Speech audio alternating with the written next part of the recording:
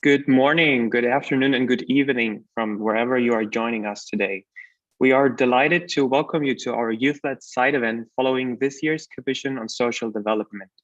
Over the next 19 minutes, we will deal with a question on how to safeguard human rights in the digital sphere for future generations. Today's event was collaboratively organized and is co-hosted by the United Nations Youth Delegates from Austria, Germany, Ireland, the Netherlands, Peru, Slovenia, Switzerland, and the United States of America.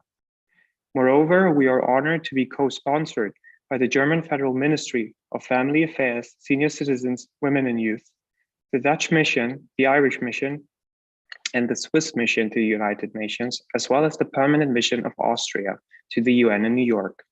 Last but not least, we thank the European delegation for providing the infrastructure and technical support. My name is Ruslan, and I'm one of the two German youth delegates to the United Nations. Together with my Austrian youth delegate and colleague Miriam Egger, I will be moderating this session. Later, you will also meet our two colleagues, Cynthia Yu from the US and Jasmine Amorim Essenli from Switzerland, who will guide you through separate parts of this event. Before we start and delve into the depths of the matter, let us briefly introduce you to our agenda. As for the further course, two keynotes which will address our topic. We really appreciate that some fantastic speakers are joining us today during our panel, speaking up their minds. They will share with us their perspectives, experiences, and knowledge about human rights in an ever-growing digital life. To the audience, please use the opportunity and feel free to ask all the questions that may pop up in your head through writing them in the chat function. Thank you, Ruslan, for introducing us to our agenda. Now, let's dive right into the topic. It is 60 years after the first computer connected to the world. But instead of resting on the numerous milestones we have achieved so far, let us challenge the status quo and look to the future together. In 60 years from now on, many of us joining today will be over 70 years of age. And we are hopeful that the internet will have helped humanity to tackle increasingly complex crises, such as climate change, pandemics, or global poverty. In order for the internet to do so, we need a digital world that all individuals from all parts of the world can equally benefit from. While 4.4 billion people enjoy access to the internet today, 3.3 billion still live without the ability to use the internet for their own benefits. We also have to stop the ongoing misuse and fragmentation of the internet to ensure that the digital world remains a safe and open environment where freedom of expression, freedom of assembly, diversity, culture, education, and knowledge can flourish. Only this way can we hope for more milestones to come. So let us use this event today to broaden and deepen the discussion about safeguarding human rights online, now and for future generations. Without any further ado, I would like to invite Ambassador Antje Lendertste, Permanent Representative of Germany to the United Nations, to come forward and begin our session.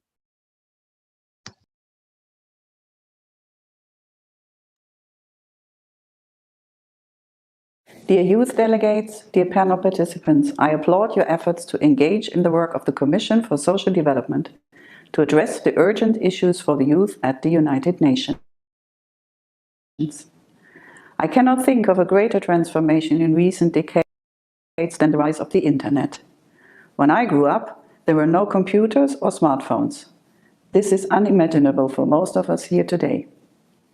While the internet creates both risks and challenges, our focus should lie on its immense opportunities. Let's be optimistic. Being connected to each other and having access to an almost infinite amount of information will help us to confront the major challenges of our time. Due to the pandemic, schools and universities are closed in many parts of the world. In this situation, young people rely on social media and other online tools. They are gateways to build their communities and participate in civic and political forums. A lot has been achieved in recent years to make the internet a force for good in our lives. In the future, we want an internet that is free, open, secure, and inclusive. The same rights that apply offline must hold true online as well. We must also make sure that the 3.3 billion people without internet access today can get online as soon as possible. Young people without internet access will remain limited in their exercise of fundamental rights, including those to education and political participation. Not all countries share our vision of a free and inclusive internet. I welcome the recent call made by the Secretary General in our common agenda to put the digital space at the forefront of our efforts to update how we think of human rights. Here at the United Nations, Germany will continue to play a leading role in this regard. To protect and safeguard human rights and fundamental freedoms online and offline is a task for all of us. Each and every one of you could contribute by using social media and the internet in a responsible manner, conducive to human rights. I strongly believe that including the young generation in our efforts to build the internet of the future will benefit all of us. I wish you success in discussing the questions outlined in your concept note.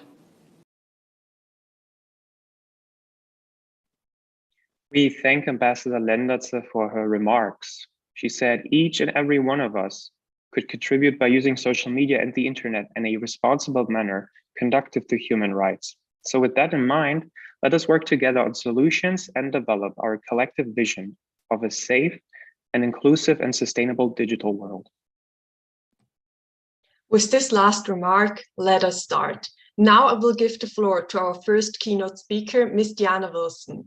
Diana Wilson currently works as Product Marketing Manager at Google, and she's the founder and CEO of Yielding Accomplished African Women, which prepares the next generation of Black female leaders with cultural competency, technical skill set, and inclusive leadership skills to meet the demands of an emergent workforce. She brings a diverse set of both corporate and nonprofit experience to the table. But let us hear from the person herself. Please, Ms. Wilson, the floor is all yours. Hello, everyone. Welcome, welcome. And I hope that everyone is well awake. If not, this is a good time to get some coffee. My name is Diana Wilson, and I am honored to be here before you. Thank you for that wonderful introduction. And like she said, I am a product marketing manager focusing on Google's largest products, including Google Cloud, Search, and Google Ads. And I am the lead servant and founder of Yielding Accomplished African Women, an EdTech nonprofit hoping to solve some of the issues we're going to discuss today. But I want to take you back before I became these things. And I want to take you to the younger Diana who grew up in Newark, New Jersey, a city ranked and known as one of the worst 10 cities in the United States, and usually top 3 for gun violence. I want to take you to my household where I was raised by a single immigrant Ghanaian woman. And I want to bring you into my mindset where I was filled with fear because of the lack of mobility I had. The lack of mobility I had to go places, see things, and take opportunities. But the digital world has changed that, so that people like myself, even in the lowest parts of the socioeconomic stature, are now getting phones and now getting access to the internet and are now getting a level of mobility that has not been seen in history before. But how are we protecting all of these people? How are we ensuring that the biases that were there before the internet don't show up on the internet? And this is where I call you all to action. I'm going to speak through an individual response and then a macro response. And so I hope you'll join me on this journey. If you would like to close your eyes, feel free. But I want you to imagine yourself as a young 18-year-old woman. You're a babysitter. You just graduated from high school. and you're also starting at community college. You live in a middle-class family, and so everything is pretty okay for you. You're a part of Gen Z, consistently on social media, consistently showing others who you are and your unique talents and abilities. And because of that, your friends tell you that you should be dating. They tell you about an app called Bumble, and you join. You put your picture there, you're excited, and you get your first match. You are in love already, spending way too much time on your phone, and you set up a time to meet in person. And all of your excitement leads to this moment where you're going to meet your match, the one that you found on the internet. But that is the last time anyone will ever hear from you. And this is not a false story. For those of you who have read the news lately, this is a story of a young Black woman in Connecticut who, until the media brought it up, her death was ruled as a casualty that likely had to do with suicide. But when they looked into the report, it was clearly a homicide. As an individual, I want you to think about yourself. How do you view people of different color, of different skin tones, of different race, of different ethnicity, of different educational levels? How do you treat them? Because the way you treat them in this world is likely the way you're going to treat them online. And even if you are someone who has understood this topic and have intentionally worked on being an ally or being inclusive, when is the last time you called out someone who wasn't? When is the last time you ensured that someone who may not look like you didn't have a different experience than you did on the internet? And when's the last time you thought that my voice and the voices of others can actually create a change? You can tell Google, Instagram, Facebook, Twitter, and all of these social media websites to change. Do you know why? Because they're standing on your participation. Trust me, I work at Google. Gen Z is one of the biggest markets we focus on, with research coming in and out almost on a daily basis, it seems. And so if Gen Z said they didn't want to use our products, we would change. That's the power you have. From a hashtag to a post to creating a campaign, you have the ability to influence the world. You have mobility through the internet to safeguard not only yourself, but those around you. And like they said in the beginning, generations to come. And I want to leave you off with one question. In 60 years from now, when you are likely 70 plus, you may not be using the internet, or the internet may actually be a chip in your hand somewhere. What would you hope it would look like, sound like? How would you hope it would make people feel?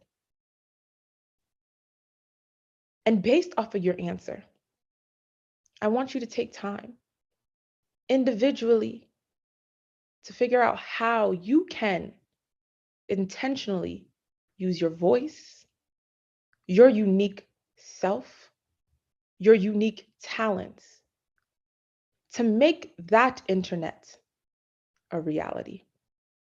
Thank you so much.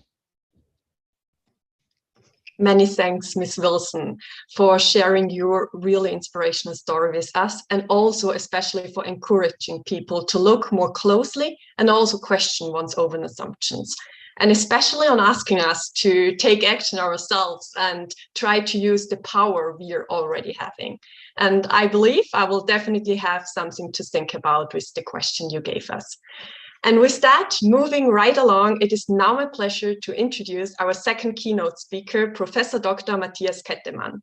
Dr. Matthias Kettemann is Professor for Innovation Theory and Philosophy of Law at the Institute for Theory and Future of Law at the University of Innsbruck, as well as the research group leader at the Leibniz Institute for Media Research and the Humboldt Institute for Internet and Society. Due to his years of experience in the scientific field, Dr. Kettemann brings the knowledge to put the later discussion on a solid foundation. I'm delighted that you're with us today.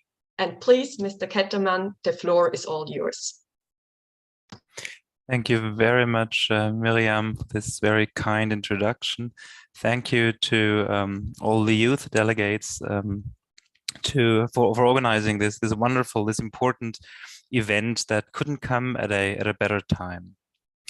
And make no mistake, this is a moment in the development of the internet which will shape the way that we experience it for a generation to come. And let's talk about what rights we have and what rights we need to secure. And not only for us, but also for the next generations. I'm a lawyer, I freely admit that.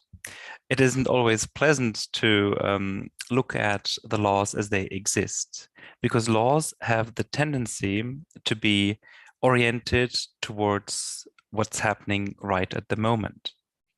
It was therefore with a lot of relief and quite a bit of hope that many of the more future-looking lawyers experienced a judgment by the German Constitutional Court a couple of months ago on a climate law, on the German climate law.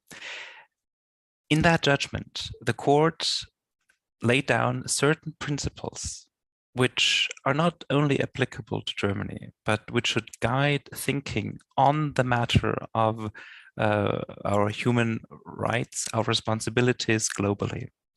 The court said that when we pass laws today, we need not only look at today's generation and their rights and their freedoms, but importantly, we have to look at the future generations and their rights and their freedoms. And any law today that infringes upon the freedoms of the future generations is already now unconstitutional.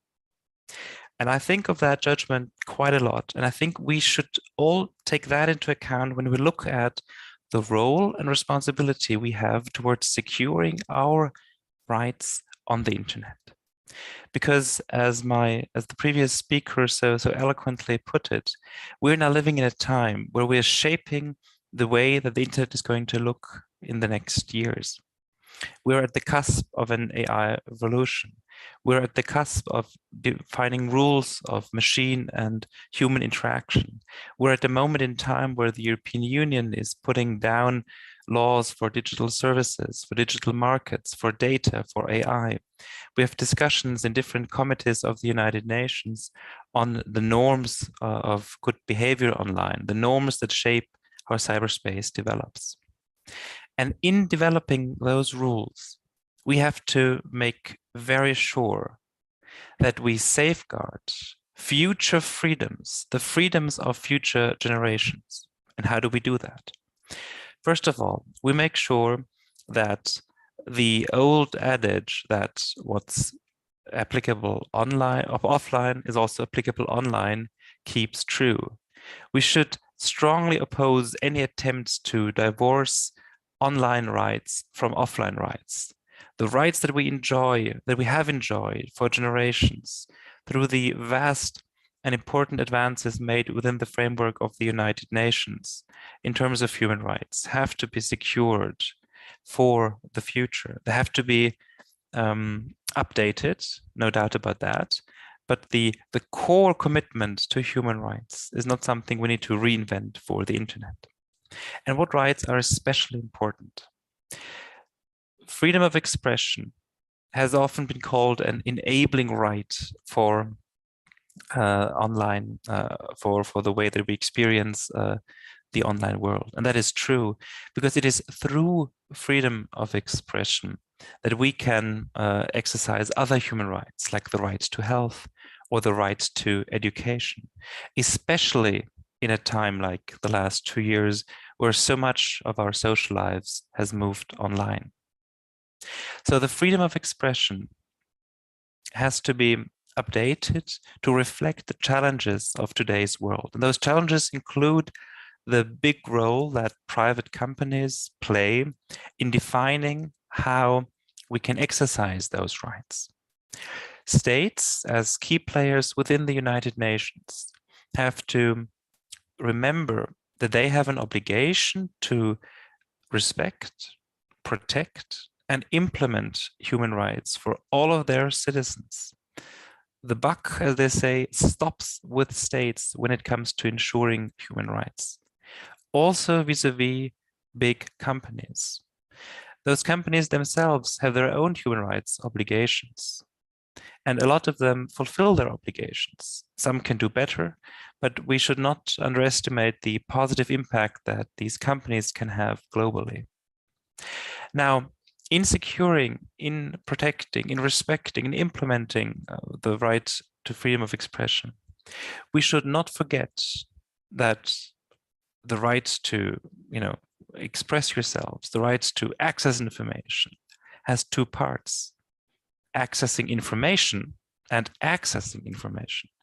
So we should not underestimate the importance of infrastructure. We need to build up towards a sustainable internet that is here for generations to come. A third of the world has no access. We need to change that. We need to commit to changing that. And if we manage to do so, then we will kickstart development in so many important categories. But in doing so, we have to make sure not to trust solely in technological solutions to current problems. Let us not fall into the trap of techno-solutionism. Rather, let's look at the roles that people and laws can play together to move towards a sustainable process of digitalization. One that saves the resources we have, that leverages the ingenuity that our young people, that you have, and that makes sure that we find and that we save freedoms for ourselves and for future generations. Thank you very much for having me, and I'm very much looking forward to this discussion, and also looking at all of you. I'm very much looking forward to our future. Thank you. Many thanks, Dr. Kettemann, for emphasizing the urgency to act on the topic of internet security and to tackle digital challenges together with the youth. Just as you said, we are living in the optimal time to take fundamental actions to strengthen and secure freedom of expression, to access information, and to just safeguard human rights in the digital sphere for the future as an overall topic. And with this, I think with this great two keynotes, we have the perfect foundation for the discussion that is now coming.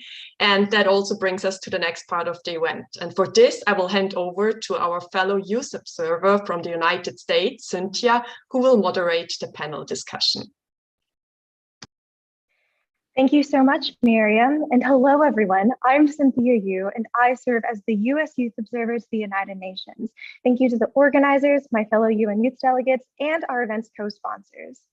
Today, I'm so honored to moderate this panel featuring Ivo Ordez, Mexican Youth Delegate to the UN, Murilo Vieira Kaminsky, Counselor at the Permanent Delegation of Brazil to UNESCO, Regine Greinberger, Cyber Ambassador at the Federal Foreign Office from Germany, Daphne Stevens, member of the Steering Committee of the Youth Coalition on Internet Governance, and Needat Dodd, Executive Director of the Digital Rights Foundation in Pakistan. And we're very honored to have you joining us, even though it is so late, so thank you so much.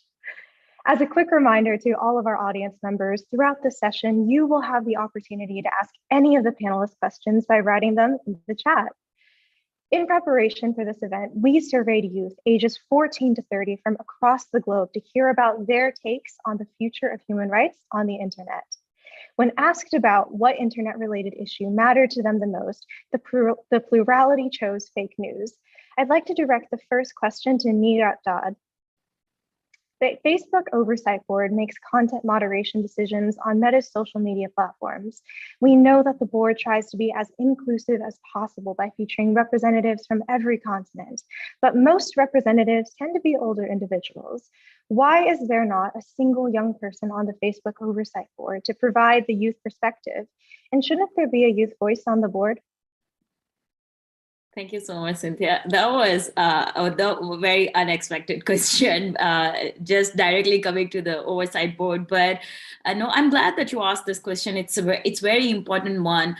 The first 20 members that were selected for the board, I was asked to be. I think I'm one of those young members. I mean, as you said, the rest are the ones who are not really, we don't call them like really young members, but I guess it sort of says a lot about their experience around digital rights or different aspects of internet governance. And I think the selection was, or the nomination was a very complicated process.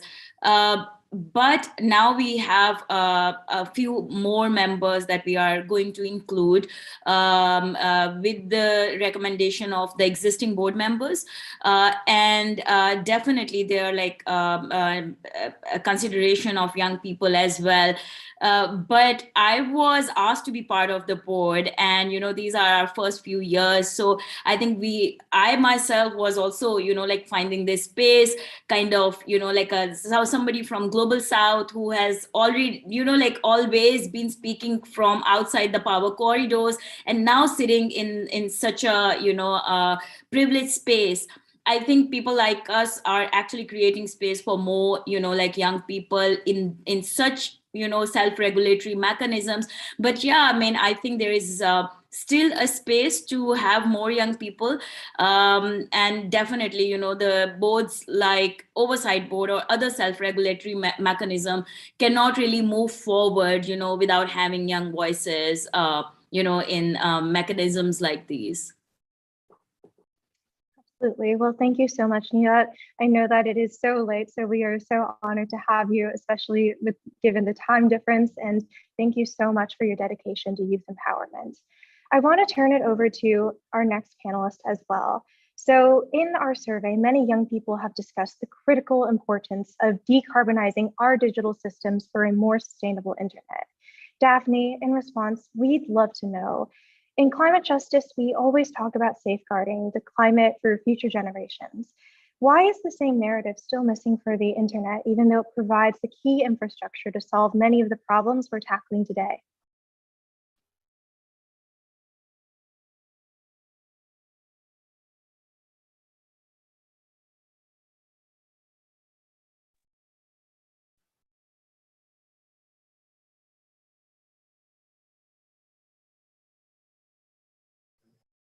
Daphne, I think we're having a little bit of trouble hearing you. Work now? Yes, thank you. Perfect, okay. Well, first of all, thank you so much for the question. I think it's a incredibly interesting question. It's a big discussion that I have in the different internet governance fields where I'm active as well.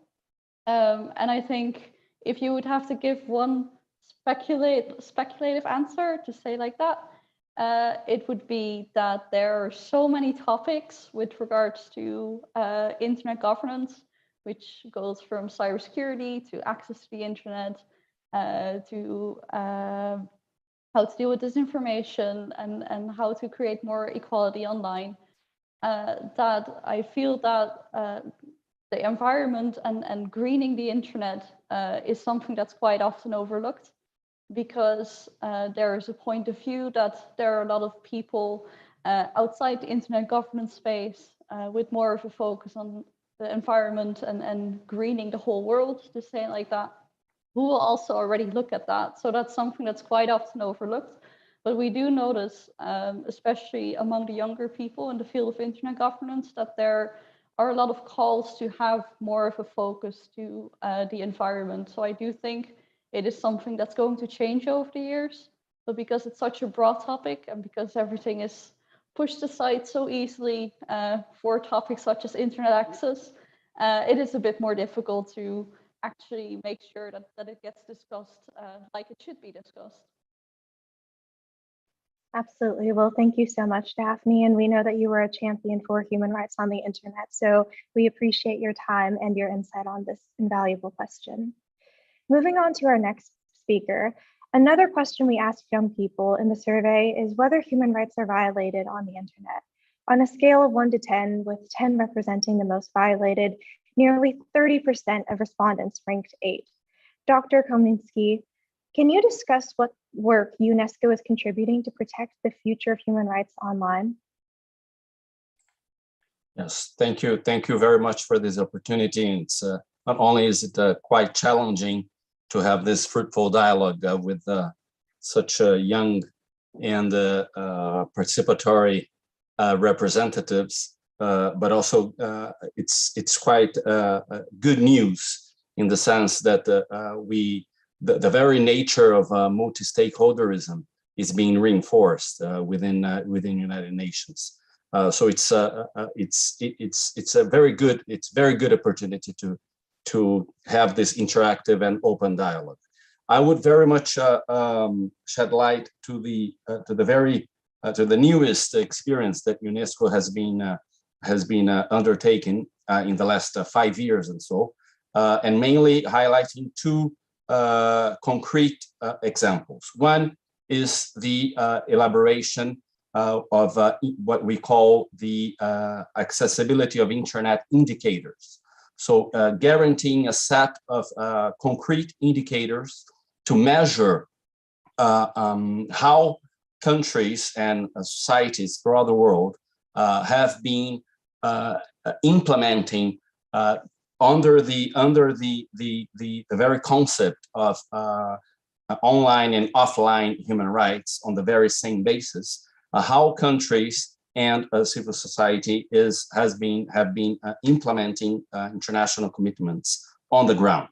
And UNESCO, together with one Category 2 institute, which is based in Sao Paulo, Brazil, the CETIC.br, engaged in elaborating together with in a cross-regional approach this set of internet development indicators based on very much on 10 principles. One, the very first, the freedom, privacy, and human rights.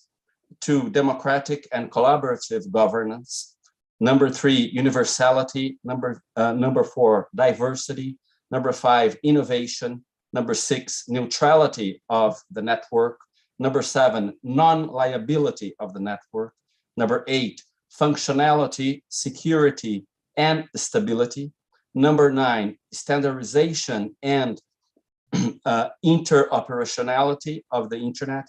And finally, the 10th indicator being legal and regulatory environments. Why is that so important? That we go beyond the very debate on digital gap and infrastructural access, and going beyond by measuring internet development and in a broader aspect. Policy making and legislation fostering internet development based on concrete measurement and indicators may enable, together with positive civil society activism regarding legislation, decision-making, and public policy decision-making, is a key element so that we guarantee from the broad international normatization fora to the on-the-ground concrete steps to be undertaken. And within this initiative, UNESCO has been able to establish the very principles of internet governance, very much as what we call the ROAN principles, which is an acronym of ROAM.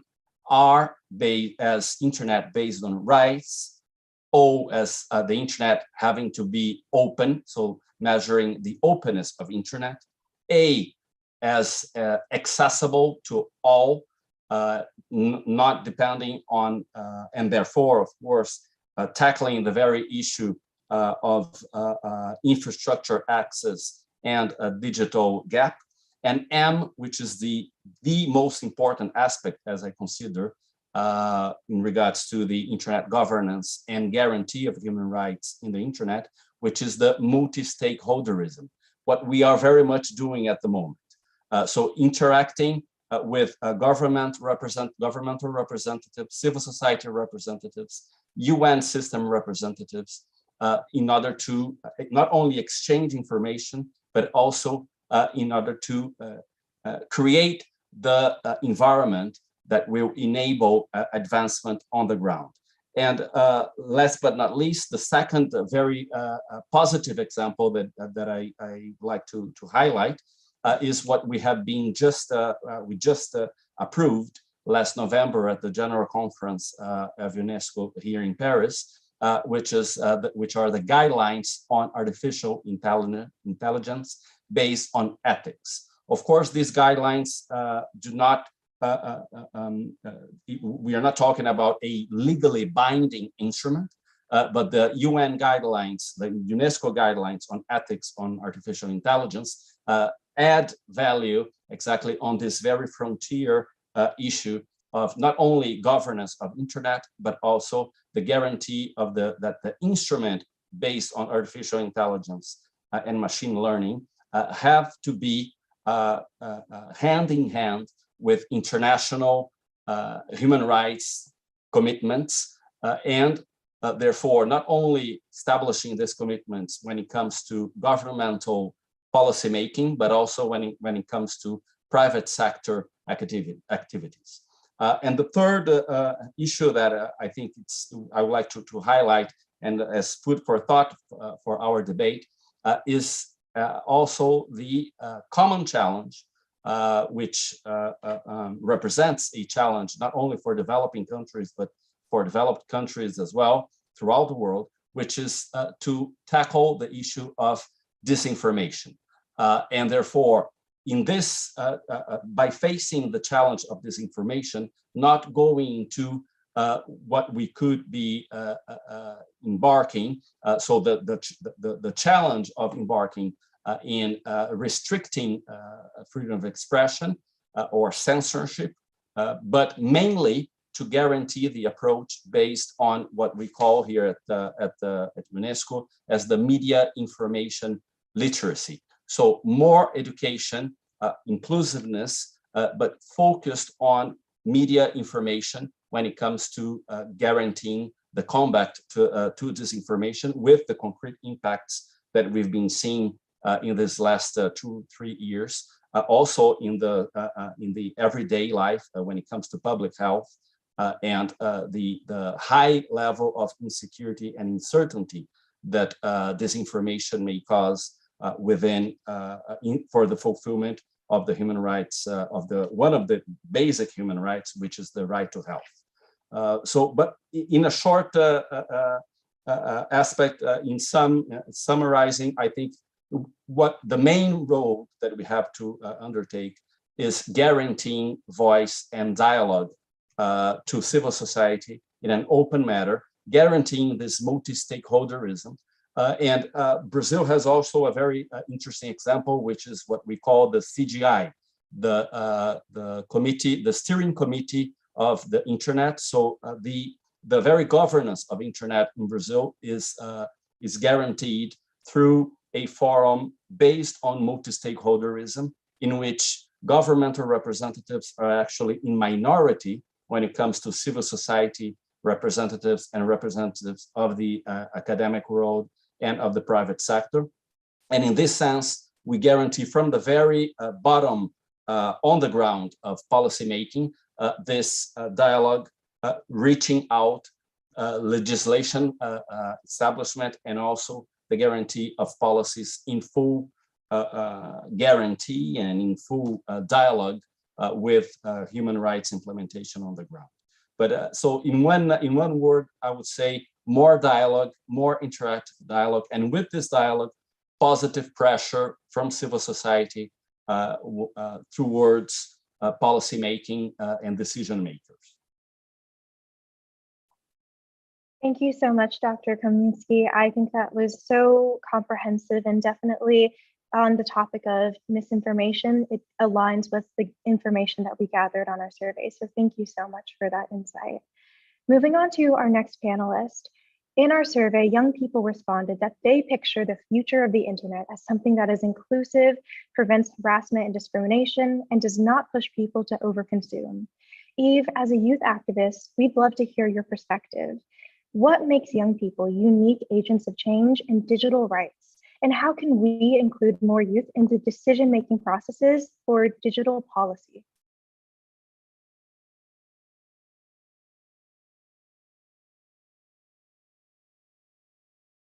And Eve, if you would like to go off mute, we'd love to hear your perspective as a youth activist on this information.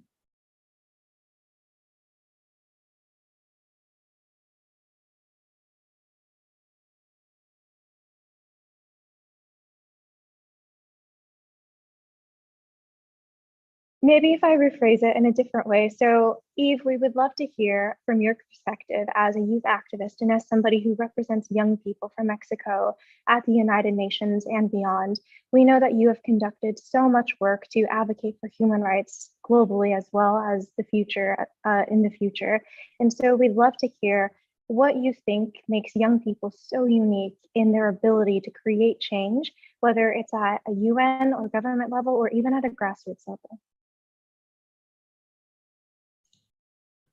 Thank you, Cynthia, and hello, good afternoon to everyone. I will start speaking my first languages. Dani ragito stica ira se schisimu, nutidica in appagana, in ido, cadiagano, necenedumi, ucecino ragito stica schisimu. En el corazón de todos los pueblos hay una historia que debe ser contada, escuchada y escrita. Good afternoon, Excellencies and fellow Youth Delegates. It's an honor to join you at this important side event as a fellow human rights online for future generations. I will start by recognizing that there is a generation belief about the young persons being able to master the use of the internet and digital technologies online because we are wrong. Many people think that it's advantage and that we don't face digital device. Unfortunately, this is not always the case.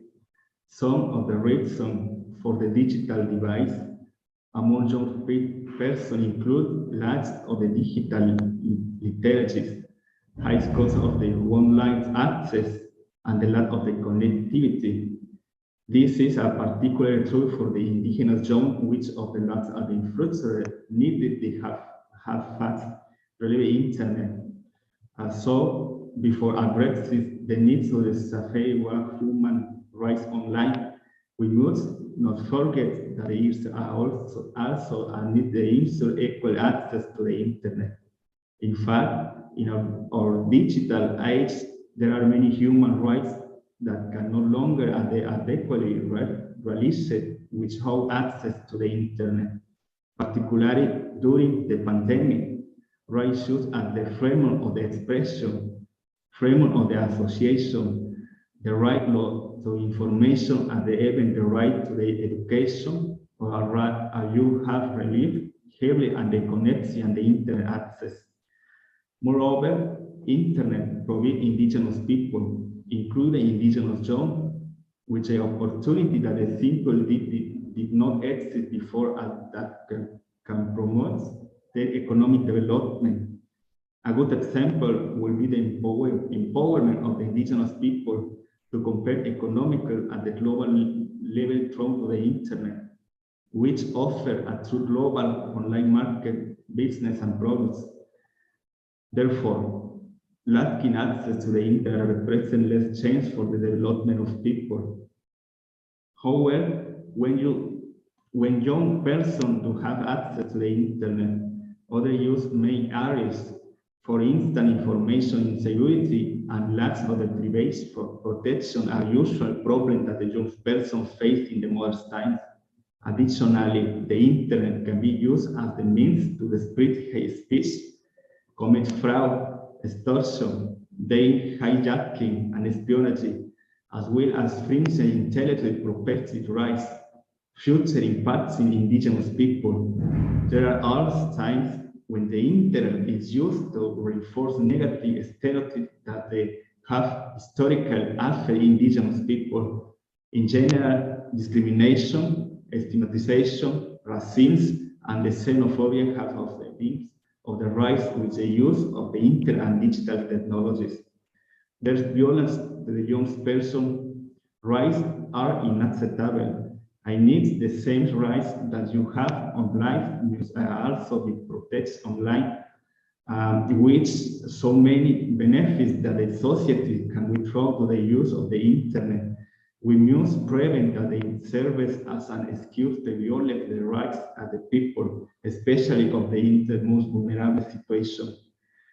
Every stakeholder can help in solving the problem. Member states must promote policies that guarantee the protection of human rights online while taking steps to ensure access to the internet for all.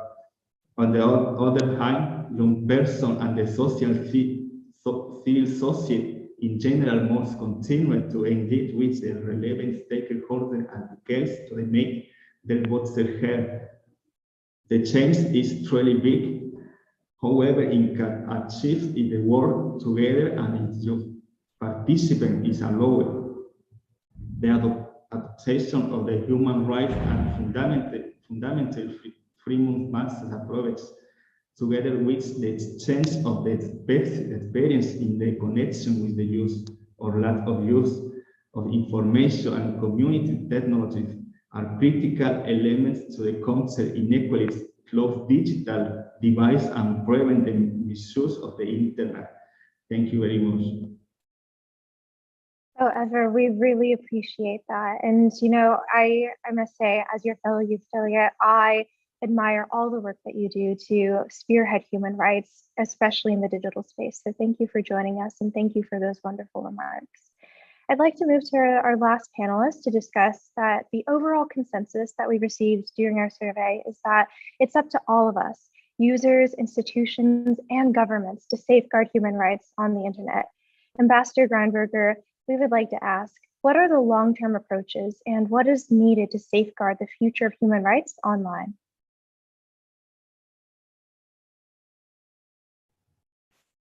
Thank you, Cynthia. First of all, I would like to thank you for having me here. Actually, I came more to listen to you than to speak myself, but of course I will try to answer your question, although it's a very complex one. Let me start by a notion that has been mentioned already, that is the basis for the German position towards all these governance processes that we have, internet governance and cyber governance on the global level, and that is that human rights are valid online as well as offline, something that also Diana Wilson mentioned in her introductory speech, and that is really an important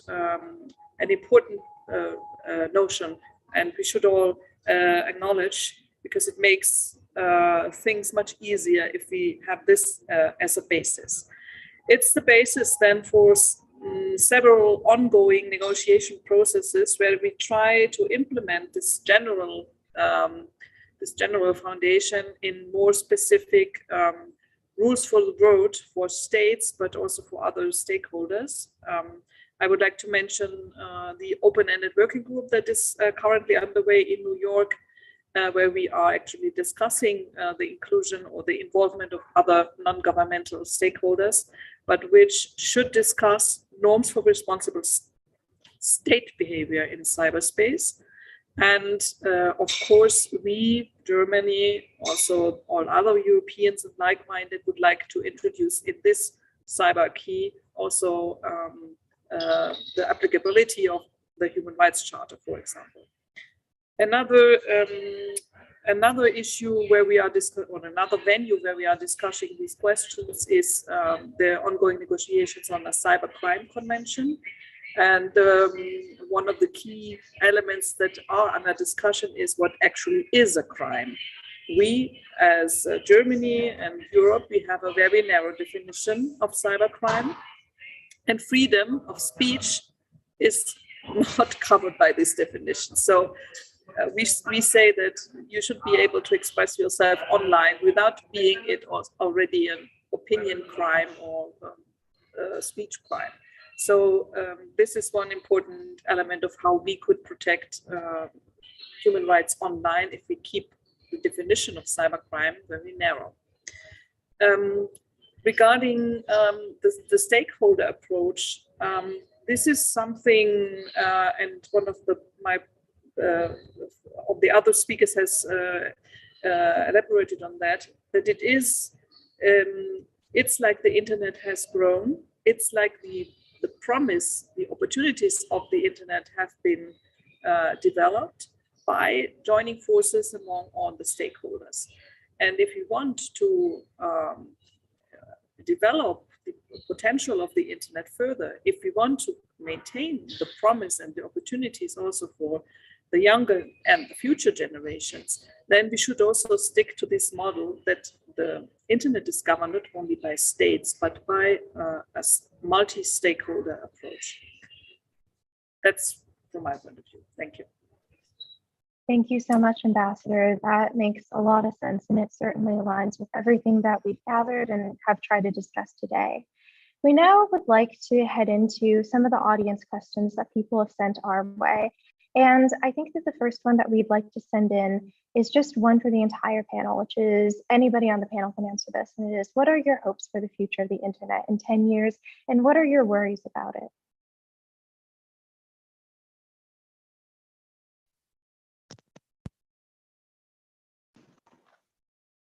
To say something about that, if I can.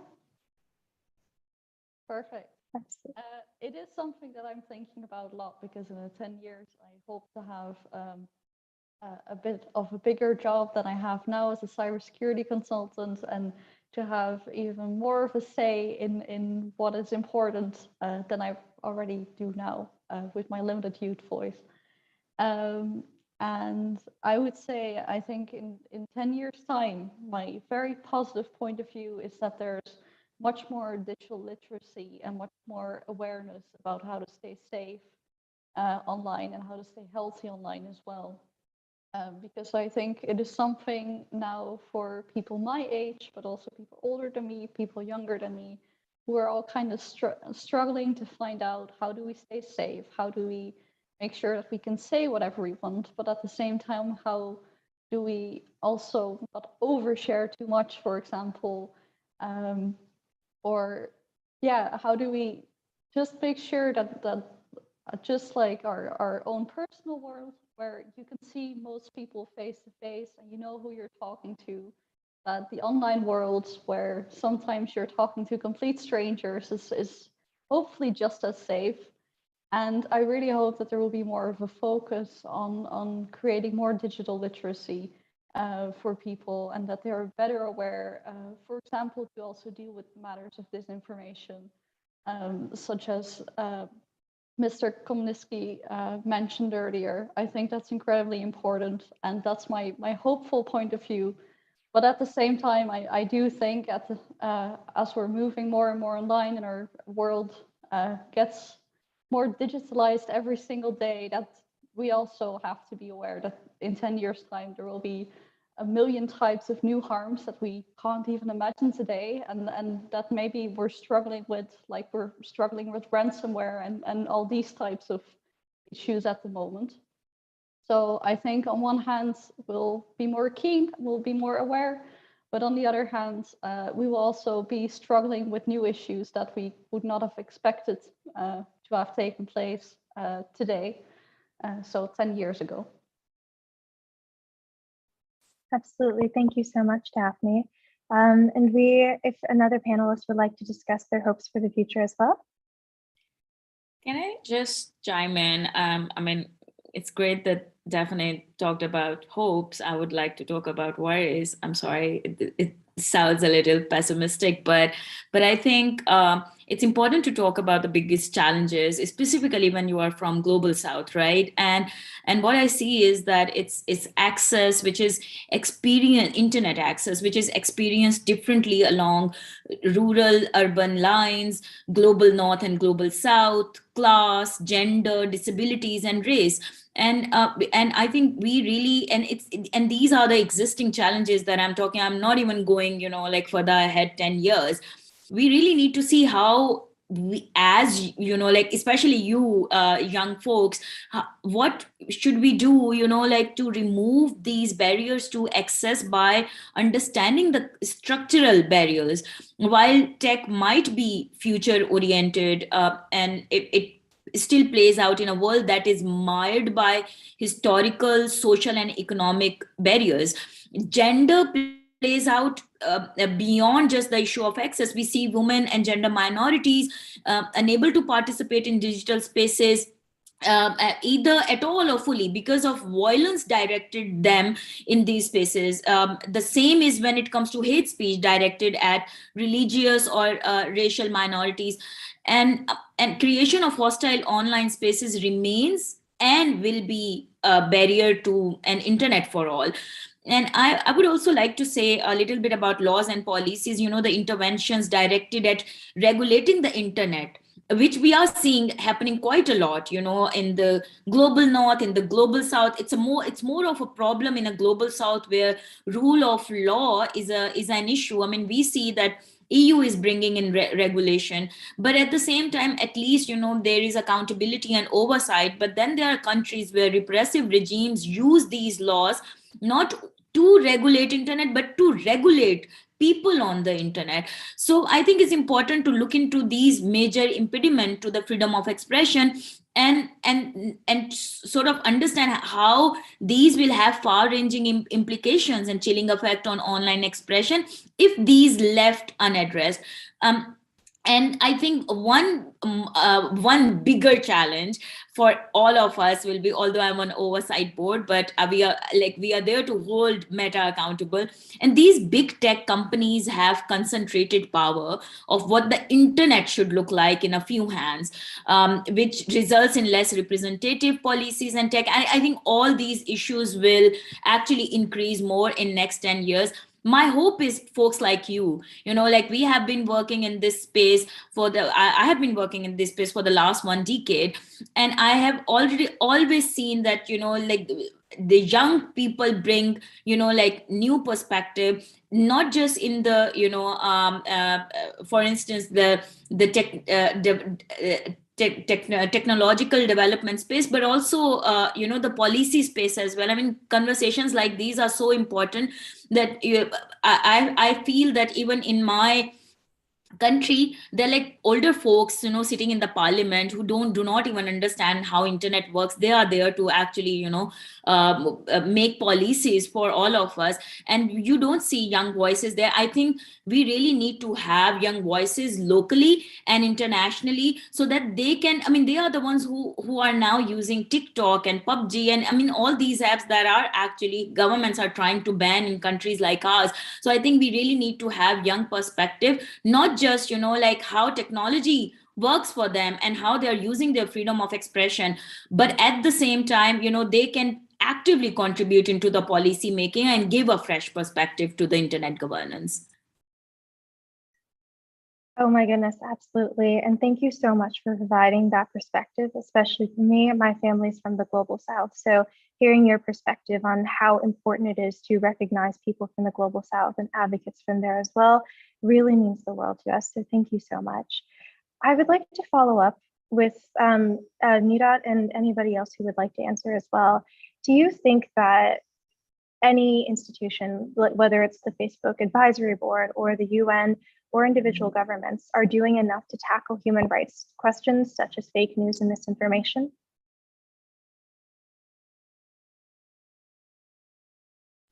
I mean, I can respond to the extent of the oversight board, but you know, I strongly believe that we really need multi approaches and solutions. As you know, other speakers also talked about that. You know, the multi-stakeholderism when it comes to internet governance. There is a space of internet governance forum which has been going on for years. And where, you know, companies, private institutions, public bodies, governments, people from tech industry, civil society folks, they get together and then talk about, you know, emerging issues. But you know, then we have self-regulatory mechanisms like this independent oversight board, which is there to hold Meta accountable and Instagram. And I feel that, you know, these are the self-regulatory mechanisms like these actually set a good precedent for companies to hold themselves accountable. But at the same time, we cannot really negate, you know, the regulations by the governments.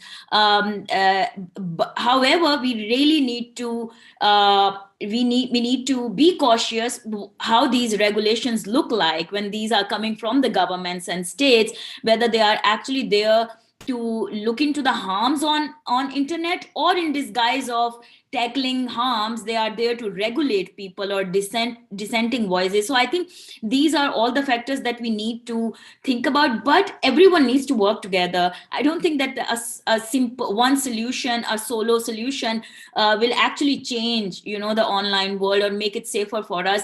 Everyone needs to work together, but also keeping in mind, you know, the balancing, so that, you know, like we can hold companies accountable, people can hold governments accountable, and then we have folks like UNESCO who have actually, you know, worked a lot around you know, internet universality indicators, I believe.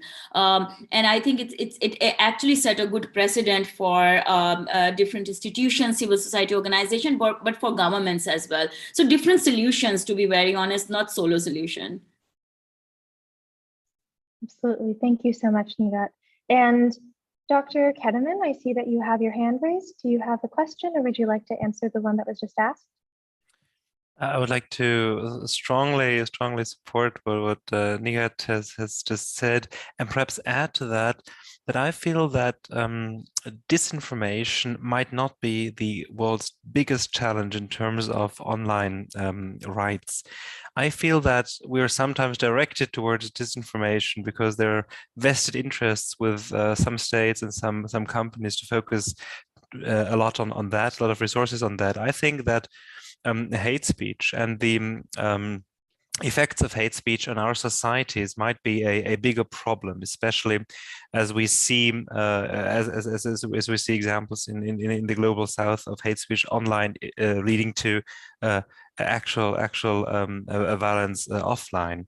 And also echoing my previous speaker, there is a very strong interrelationship between what governments can and should do and what companies can and should do.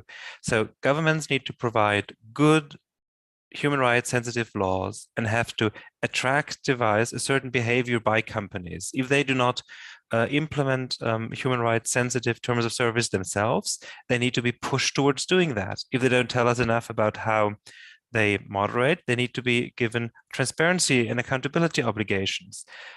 So neither governments nor companies by themselves can ensure that there's less hate speech and less disinformation. Companies have to hone their algorithms. They have to make their practices in moderation better, and they can be led towards doing that by good laws under the auspices of the United Nations Human Rights Organization. Thanks. Absolutely. Thank you so much, Dr. Keteman. And definitely, hate speech is something that is a very critical topic in the future of human rights for digitization. So thank you for that insight. Ambassador Greenberger? Yeah, I just could go on with what Professor Keteman and also Nihat said, that, I mean, we have two challenges. One is coming from the over-privatization of digital services and markets and the big role that the big tech companies play there. And we need to restrict their power or to bind them to some basic civil rights from the beginning. And the other one is coming from authoritarian systems with all the repression instruments that Nida was speaking about. But in the end, what helps in both cases is a responsible individual, a responsible person who develops from a consumer position on the internet to user to somebody who is really a stakeholder and defending his or her own interests. And I find this very important because it sums up then to literacy, if you talk about the individual level, or to cyber capacity, if you talk about the organizational level.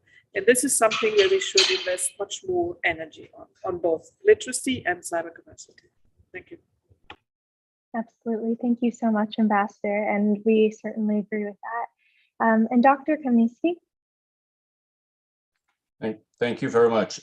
Just mainly, of course, seconding what all previous speakers mentioned. Of course, not only disinformation, but also hate speech. And I would add a third element, the guarantee of privacy as a human right within the internet is also a key element. I would say more reinforcing and strengthening a multi-stakeholder approach, being it within the UN system, being it, as I mentioned, the national example of Brazil that we have since 2003, the steering committee that focused on internet governance based on a multi-stakeholder nature. So reinforcing this this multi-stakeholder approach is a key element. And of course, while trying to answer whether the UN is doing enough, of course, the UN should do always more and better. But I think it's important that we keep under perspective the challenge of not only advancing in terms of the normatization at the international level, and the example that I mentioned being the internet universality indicators that UNESCO established, or the guidelines on ethics of artificial intelligence, but also another example that came to my mind by coincidence, championed initially both by Germany and Brazil, and I had the privilege of working specifically on that in the establishment of the mandate of the UN Special Rapporteur for Right to Privacy at the Human Rights Council in 2015. So these elements within the UN human rights system and the UN system as a whole are very important to guarantee more and better rights, but also the connection, and then the youth and civil society pressure is a key element, guaranteeing that the internalization of these rights and the internalization of this normatized framework occurs on the ground. So it's a key element to guarantee this direct link. And then, of course, one cannot guarantee that in the next 10 years, we're going to have a better or worse internet. I'll always be realistic in analysis and optimistic in action. So I'm forced to believe that based on examples as we are having here today with this multi-stakeholder approach, we will be able to guarantee positive pressure towards the decision makers at the national levels, and also guaranteeing that the implementation of media information literacy, which I think is the most key element that we must guarantee on the ground, will be achieved, and we will be able to have a better, freer, and more responsible internet in 10 years' time. Thank you. Absolutely, Dr. Kamiński. We really appreciate the insight as well. So thank you so much. I know that our time is coming to a close, so I just want to reiterate how thankful we are for all of your perspectives. And we could go on and ask so many questions and listen to y'all talk about your perspectives all day, but unfortunately, we do have to move to the next session. So I want to close by asking one more question to everybody. Can every speaker say one sentence on what youth can do to advance human rights? And we can start with you, Dr. Kamiński. Guaranteeing free speech and positive political pressure on the ground and at the international level. More participation. Amazing, thank you so much. And then could we go to Ever?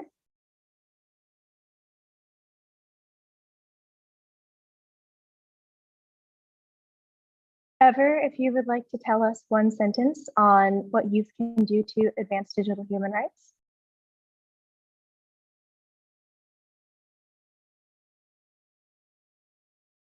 Ever, I think you're on mute. Sorry.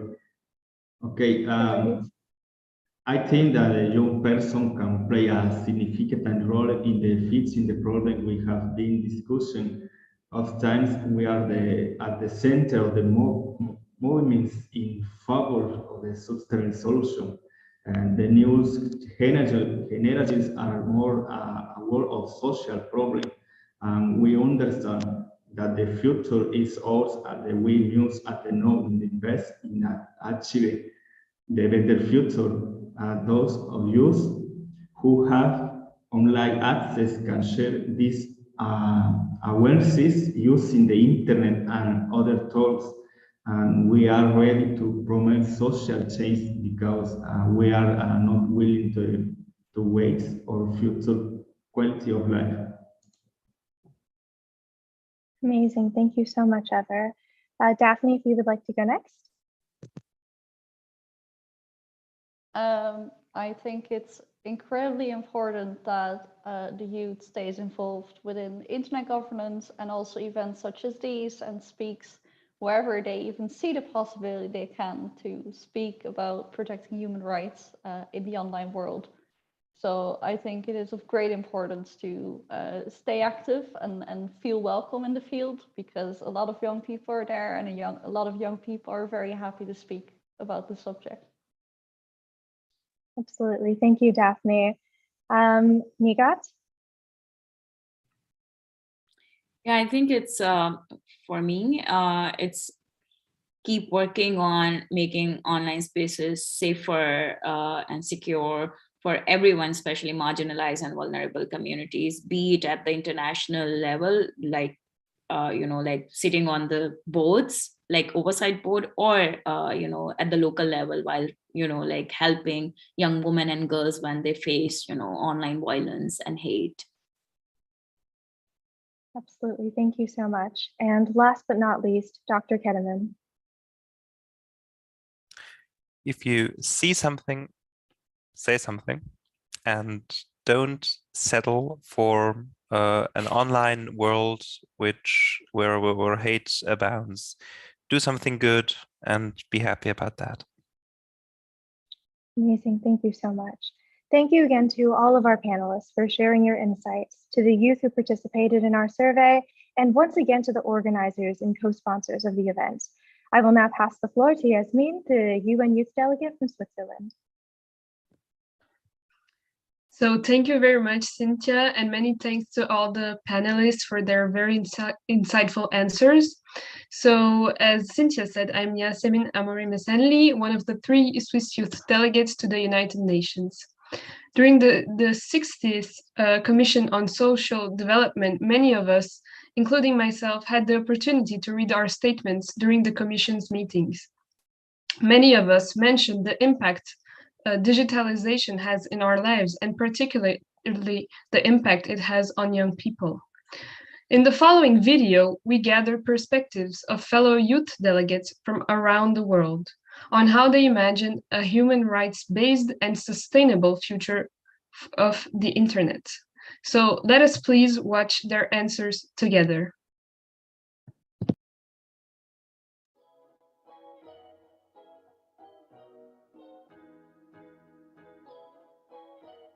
I imagine and wish that the future of the internet is one that is more inclusive with equal access granted to all. In an era of globalization, access to the internet greatly influences the flow of information and services. It also provides means for ones to express their opinions and voice their concerns. The lack of such tool means the exclusion of others who could be in need for these opportunities. As such, the digital divide should be narrowed, as it is a multifaceted issue that could exacerbate other social inequalities. This aim should not be limited to the physical access of the internet and other digital technologies, but should also be inclusive of inequalities of skills and usage. I think the internet is trying to sell us in a sustainable lifestyle because it's driving us to consumerism.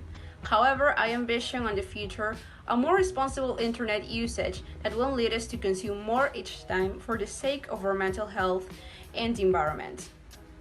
So the biggest problem in the internet right now is probably the toxicity from the users, like hate comments. And I think that a big part of that stems from the anonymity that everybody has. So I think that in a sustainable internet environment, the individual rights and privacy of these users should be protected while still holding them accountable for their actions and words. As our world shifts towards a trend of connectivity, bolstering cybersecurity and stopping the spread of misinformation will be critical to the safety and human rights of future generations. We will need cooperation on all fronts to tackle future internet threats. Our nations must put clean energy initiatives and human rights at the top of their agendas to ensure that the internet tomorrow is even safer than it is today. The pandemic has highlighted the global inequality of internet access between the global north and south. With 2.9 billion people yet to use the internet, this divide intersects the gender gap, poverty, and illiteracy. The internet is powerful and can help us to make innovative advancements in achieving the 2030 agenda, but it is only through a coordinated, intergenerational, and cross-cultural approach that we can create a sustainable, human rights-based future. I think one of the biggest problems or challenges and also benefits of the internet is its ability to start change in our societies. But just as this change can be beneficial, it can also reinforce already existing inequalities and injustices. As to how I imagine a sustainable future of the internet, I think it is very important that it reflects diversity and promotes inclusion, and also that promotion of human rights is in the core of the digital world. We now know many of the risks that internet poses, and I think therefore we have the ability to regulate and to promote and also to secure the human rights online for our generation and also for the future generations.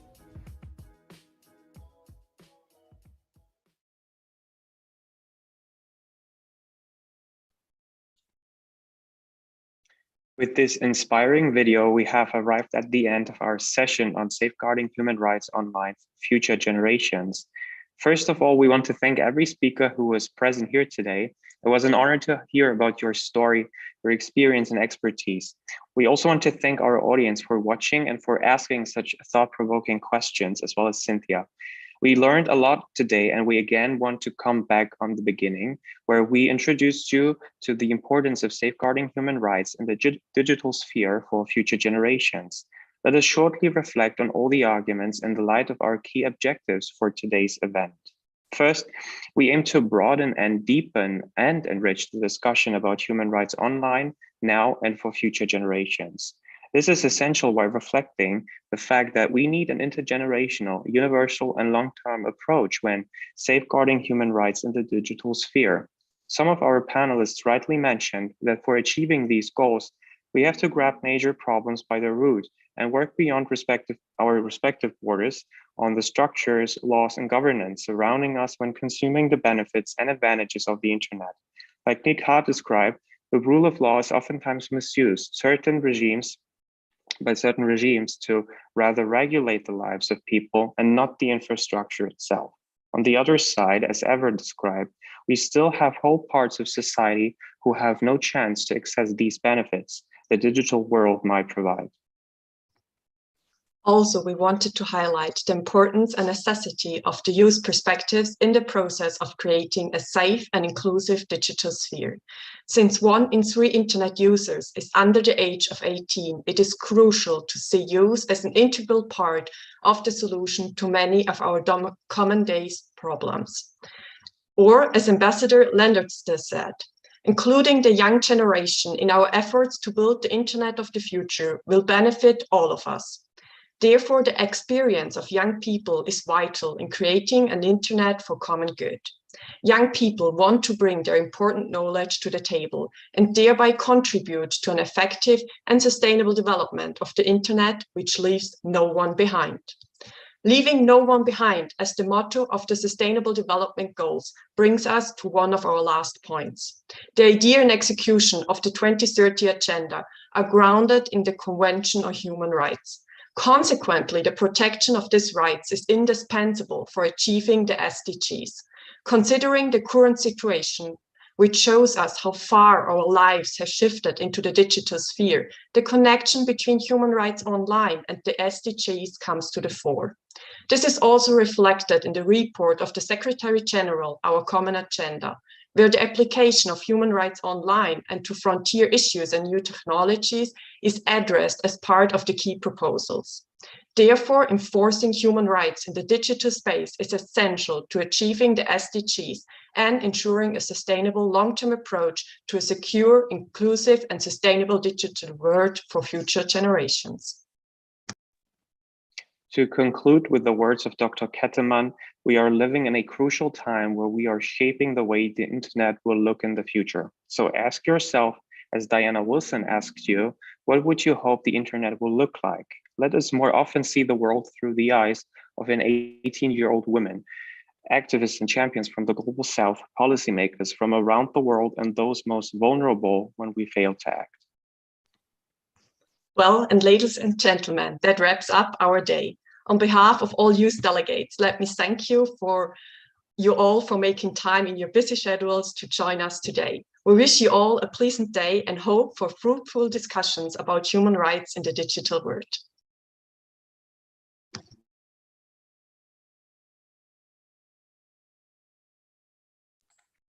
Thank you all. Great initiative. Thank you very much for the opportunity.